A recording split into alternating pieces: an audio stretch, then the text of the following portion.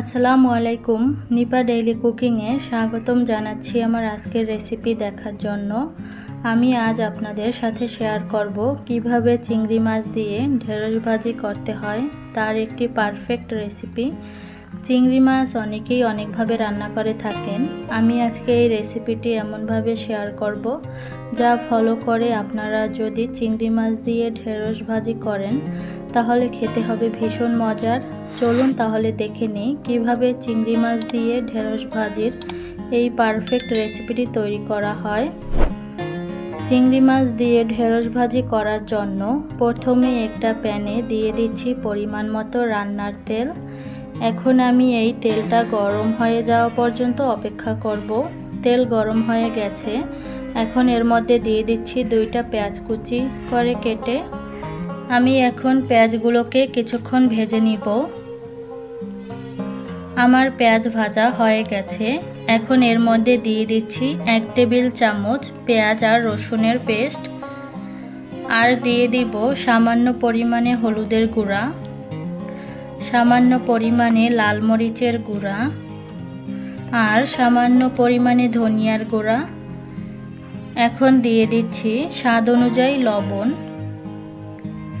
এখন আমি এই মশলাগুলোকে একসাথে মিশিয়ে নিব, আর মশলাগুলো যাতে পুড়ে না যায় এই জন্য এর মধ্যে দিয়ে দিচ্ছি সামান্য পরিমাণে পানি দিয়ে আমি এই মশলাগুলোকে খুব ভালোভাবে কষিয়ে নিব। আমার মশলাগুলো খুব ভালো করে কষানো হয়ে গেছে, এখন এর মধ্যে দিয়ে দিচ্ছি আগে থেকে পরিষ্কার করে রাখা চিংড়ি মাছগুলো।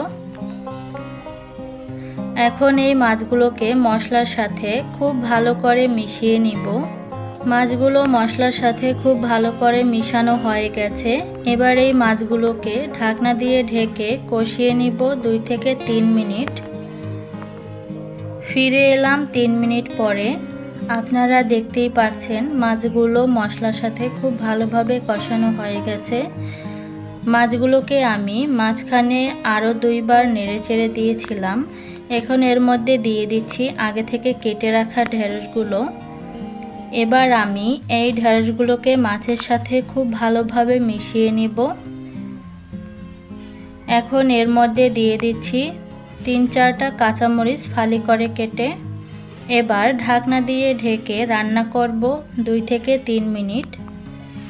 তবে মাঝে মাঝে ঢাকনা খুলে একটু নেড়েচেড়ে দিতে হবে, তা না হলে ঢেঁড়সের নিচে লেগে যেতে পারে। এভাবে নেড়েচেড়ে আমি এগুলোকে আবারও ঢাকনা দিয়ে ঢেকে দিচ্ছি। আমার 2 থেকে 3 মিনিট হয়ে গেছে, এখন আমি ঢাকনা খুলে আবারও একটু নেড়েচেড়ে দিচ্ছি। তো আপনারা দেখতেই পাচ্ছেন ঢেঁড়সগুলো আমার অলরেডি সিদ্ধ হয়ে গেছে। এগুলোতে আরও কিছুটা পানি আছে, তাই আমি ঢাকনা না দিয়েই একটু নেড়েচেড়ে রান্না করে নিব 3 থেকে 4 মিনিট, অর্থাৎ যতক্ষণ পর্যন্ত না পানিটা শুকিয়ে না যায়। আমার 3 থেকে 4 মিনিট হয়ে গেছে, আর ঢেঁড়সের ভিতরে থাকা এক্সট্রা পানিটাও শুকিয়ে গেছে, আর আমার ঢেঁড়স ভাজিটা একেবারে পারফেক্টভাবে হয়ে গেছে। এখন আমি একটা সার্ভিং ডিশে তুলে দেখিয়ে দিচ্ছি।